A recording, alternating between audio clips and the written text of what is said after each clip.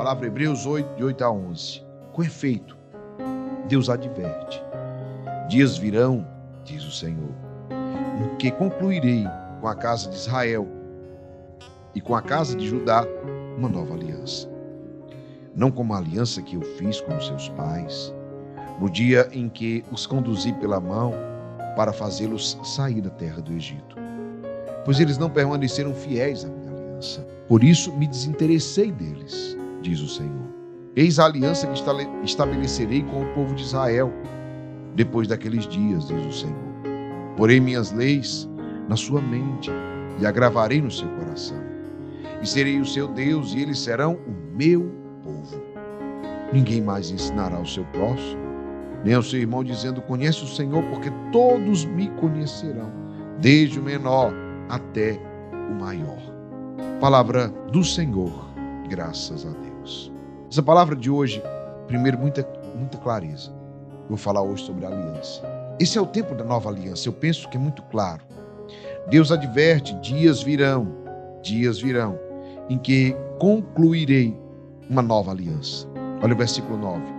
Não como a aliança que fiz com vossos pais, pois eles não permaneceram fiéis à minha aliança. O princípio da aliança inclui algo que o mundo perdeu, chamado fidelidade. Todos nós somos tentados, todos nós, porque o mundo é infiel. Então, o mundo é infiel e todos nós somos tentados, inclinados a sermos infiéis.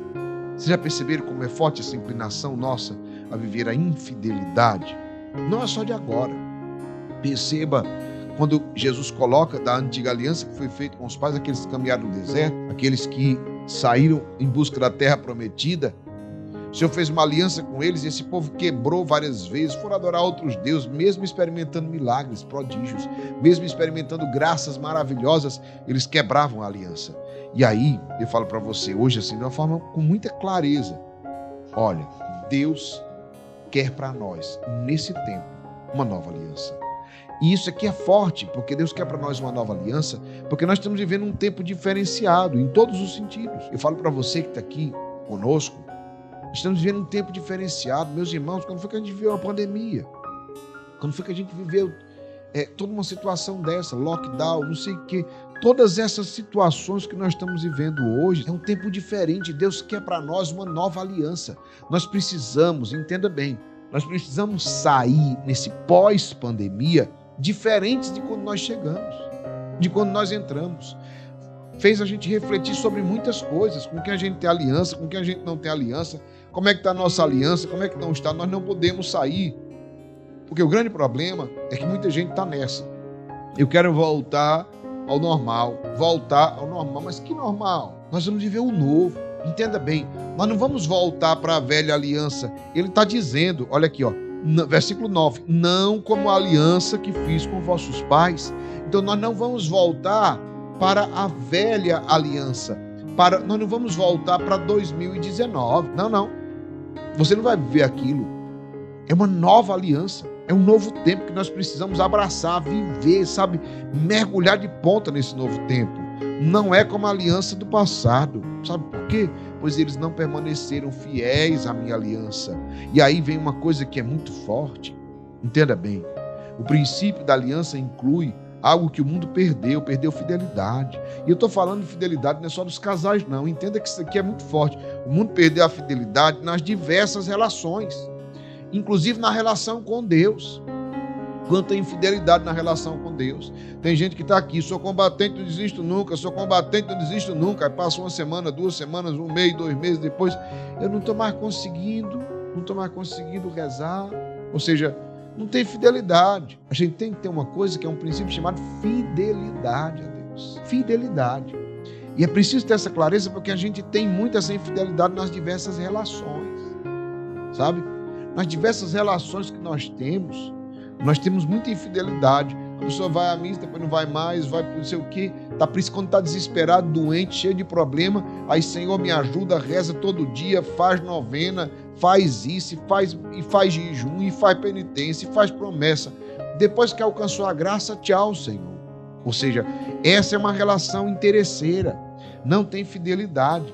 quando eu tenho uma relação somente interesseira. E eu estou dizendo um exemplo com Deus, mas é assim também com os amigos. É assim também com os sócios, com os amigos.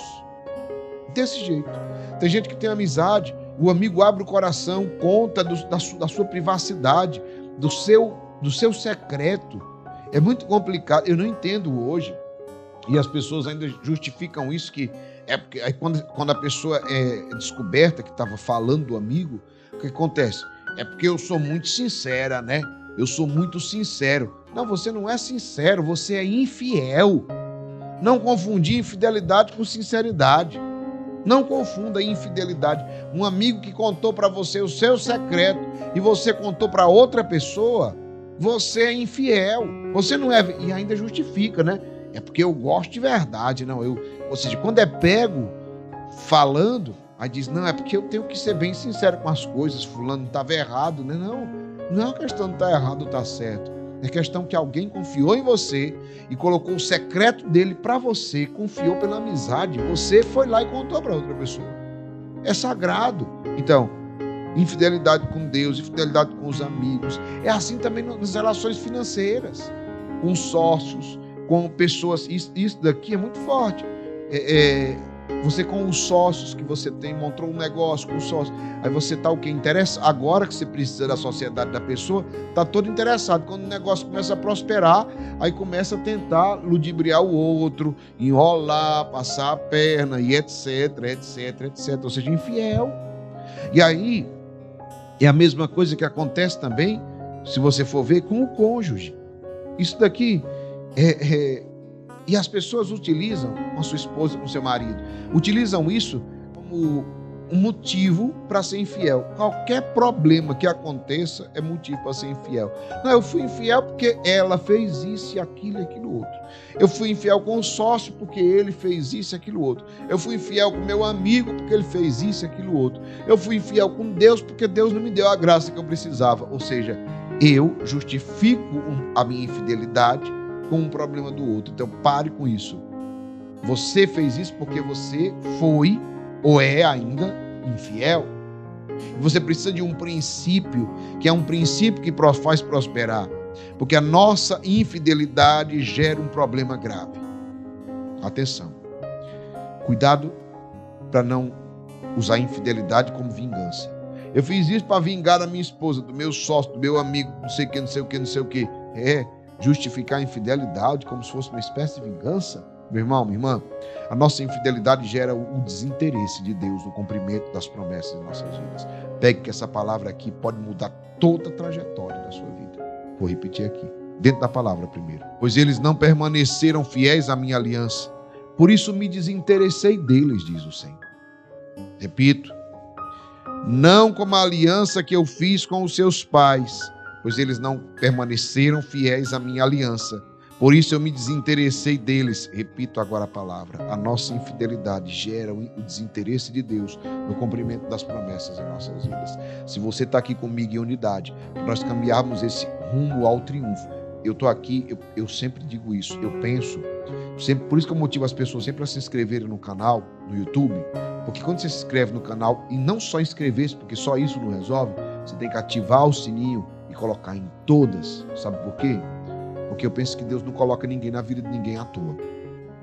E eu penso que Deus não tem coincidência. Deus, Geraldinho, foi uma coincidência, eu estava mexendo, Deus me colocou no seu caminho. Não foi coincidência, não foi a divina providência que fez eu cruzar você cruzar comigo. E se Deus nos colocou, pelo menos que, quando Deus cruza a sua vida com alguém que tem propósito, no meu caso, eu tenho propósito, salvar vidas e levantar vencedores. Então é simples. Deus me deu e deu a nós todos, combatentes, um mover para esse ano, uma visão. Qual foi a visão que é diferente da vista? Talvez esteja parecendo tudo caótico, mas Deus nos deu uma visão, que esse ano será um ano de triunfo. Nós temos um propósito de triunfo. Então eu quero falar uma coisa para você. A nossa infidelidade gera o desinteresse de Deus no cumprimento das promessas. Seja um homem fiel, seja uma mulher fiel às alianças que você tem. Isso daqui é importantíssimo que eu vou te dizer. Quer prosperar, quer ter o ano do triunfo na sua vida? Seja um homem fiel, seja uma mulher fiel às alianças que você tem. Se você não é fiel, nem a quem divide a vida com você, como é que você vai ser no restante, meu irmão? Se não for fiel, eu gosto daquele exemplo de um grupo aqui brasileiro, né? Um grupo de sócios, amigos, foram fazer negócios lá em Israel e foram fechar uma parceria com um grupo judeu e estava lá o chefe, né? O CEO da empresa. E o grupo foi lá. O pessoal tinha propósito e etc. Mas tinha um que era, né, o gaiato, o engraçado da turma. E aí, quando terminaram de fechar um contrato milionário, e aí, quando terminou, já estava assinado o contrato, estava na mão ainda lá do chefe do grupo.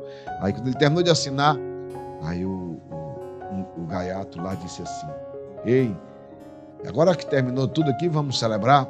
Vamos. Onde é que ficam as meninas? As menininhas? Onde é que pra gente se divertir um pouco? Onde é que ficam as menininhas? Aí eu não entendi. Ele disse: as garotas, pra gente se encontrar um pouco, brincar. Aí ele disse assim: mas o senhor não é casado? Ele disse: sou no Brasil. É bem engraçado, né, as coisas dele. Eu sou no Brasil, mas aqui em Israel, ele disse assim: o que os olhos não veem, o coração não sente. E aí o homem se levantou, foi ao banheiro, todo mundo já ficou tenso. Quando ele voltou, ele rasgou o contrato na frente de todo mundo e disse assim: ora, se você não é capaz de cumprir a sua aliança com a mulher que dorme ao seu lado, na sua cama, que está lá com você, divide com os seus filhos, cuida dos seus filhos, das suas coisas, e somente por uma viagem você não consegue ser fiel a ela, a aliança que você fez com ela, como é que você vai ser fiel a essa aliança desse papel aqui, desse contrato? Ele rasgou o contrato na frente deles e disse: jamais eu seria capaz de fazer aliança com um homem desse nos negócios. Então isso aqui é bem simples. Se você não é fiel nem a quem divide a vida com você, como é que você vai ser fiel no restante? Aprenda a ter aliança. A nossa infidelidade gera o desinteresse de Deus nos cumprimentos das promessas. O versículo 10 diz: eis a aliança que estabelecerei com o povo de Israel depois daqueles dias, diz o Senhor.